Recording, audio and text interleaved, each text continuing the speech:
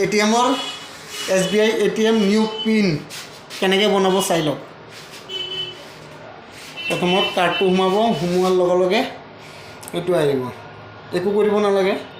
পিছত আপুনি pin generation মাৰিব অপশ্যনটো। তাৰপিছত ইয়াত আপুনি একাউণ্ট নম্বৰ মাৰিব 11টা। এতিয়া আপোনালোকে কনফাৰ্ম মাৰিব। তাৰপিছত ইয়াত আহিব মোবাইল নাম্বাৰ 10টা, মোবাইল নাম্বাৰটো মাৰিব, কনফাৰ্ম মাৰিব।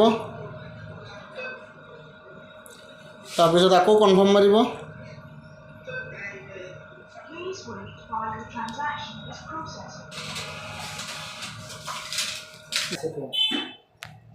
ৰিচিপ্টটোত চাব ছাকচেছফুল আছে নেকি লিখা।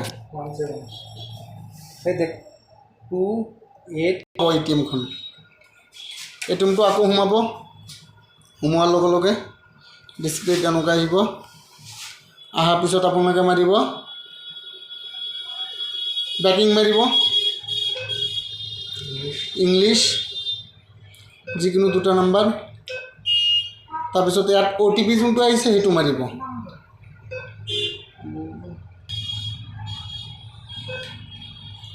এইটো অহাৰ পিছত আপোনালোকে পিন চেঞ্জ মাৰিব।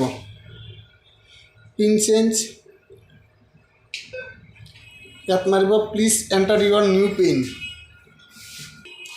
আকৌ মাৰিব প্লিজ ৰি এণ্টাৰ ইউৰ নিউ পিন।